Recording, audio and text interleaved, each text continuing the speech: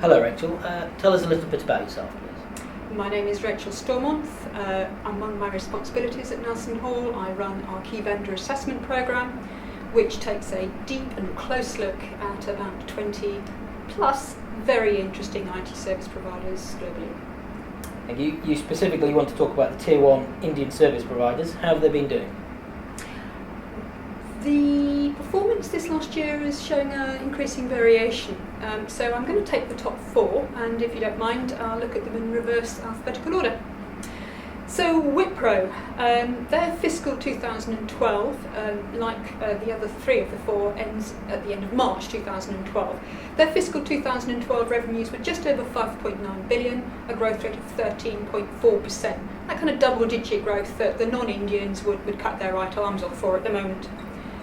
Their June quarter results were 1.5 billion, just over, a growth rate of 7.6% in US dollars, an operating margin down 100 basis points to 21%. TCS, the largest Indian vendor, revenues in fiscal 2012 of over nearly 10.2 billion, a growth rate of over 24% there. This last quarter, revenues over 2.7 billion, a growth rate of 13.1%. An operating margin up 133 basis points year on year. Remember, Wipro's had gone down to 27.5%.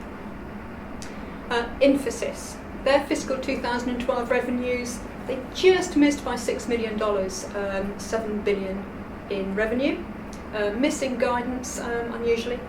And this last quarter, their revenues were up 4.8%, trailing Wipro even up to just over 1.75 billion. They haven't given guidance for next quarter, and they've revised downwards their revenue guidance for the rest of this year. And their operating margin, however, was higher than TCS and up 188 basis points year on year to 27.91%. And then we get to Cognizant. Cognizant, whose reporting is not quite so transparent and who operates slightly different in terms of its target operating margin. Last year, revenues are up 33% to over 6.1 billion, and in their last June quarter, first time they have achieved greater revenues than Infosys, coming in at $1,795 million, up 20.9%. And they are confident of achieving over 20% revenue growth this year. Okay, I believe you want to specifically talk about two of them. Yeah, I mean, if we look at TCS, the largest of the four vendors, and Wipro, who used to be number 3 but is now number 4, and we look at some of the service lines, which are the growth engines where their revenues are coming from. With application development and maintenance, TCS, in its last fiscal year, 4.5 billion revenues, a growth of 20%. Wipro, 10% to 1.4 billion. If we look at services around enterprise applications, TCS saw 36% growth in this activity to just over 1.1 billion, and Wipro saw 15% growth to 1.8 billion. Infrastructure services, TCS nearly a third, over 32% growth to over 1 billion. Wipro, slightly the bigger business, 1.3 billion, but 17% growth. At BPO, TCS, nearly 22% growth, again over 1.1 billion. Wipro, 2% growth to 500 million. So just looking at those four service lines, you can see where TCS is seeing much stronger growth. For both those vendors, all of these service lines, there was definitely a softening in top line growth this last quarter, but still TCS is by far the stronger in terms of top line growth. Thank you. So TCS and Cognizant, they're outperforming because they're getting more customers, or is it larger accounts that they're winning? That's a great question. An interesting piece of data here about their top 10 clients of these four vendors. Both TCS and Cognizant, in their last fiscal year, those top 10 clients accounted for 27.7% of their global revenues. For Wipro, it was for Infosys, it was 24.4%, and for Wipro, it was 19.6%. Now, what does this mean in terms of money for the revenues coming in? TCS, remember, that's over 10 billion revenues. Over 2.75 billion is coming from 10 accounts. For Infosys, it's 1.7 billion. For Cognizant, it's just under 1.7 billion. And last year, Cognizant overtook Wipro and became the third largest Indian vendor. Remember that 1.7 billion coming out of its top 10 accounts. For Wipro's top 10 accounts, we're talking about 1.16 billion.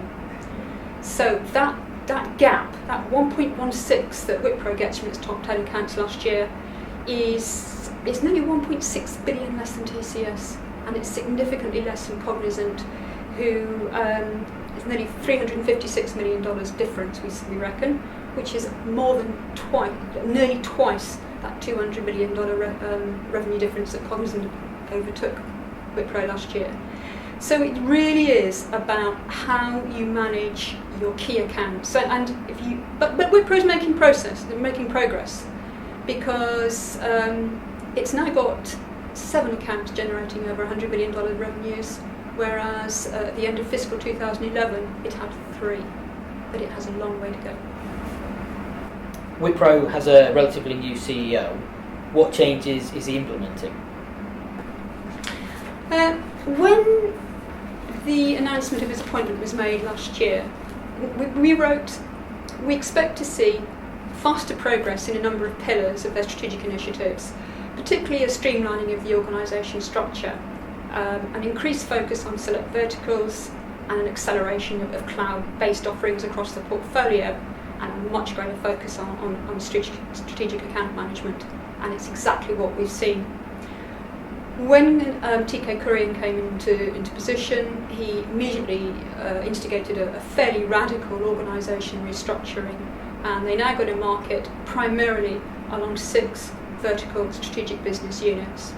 And he wrote to his employees about the need to build a new Wipro which is bolder, simpler, leaner. And that single face to the client is now really understood as a core principle.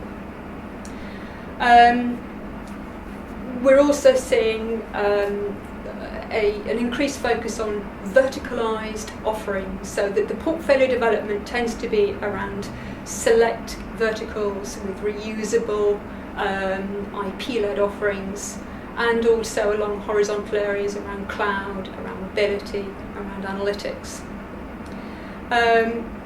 In terms of the margin, there's increasing standardisation at the back end, which also should help improve delivery.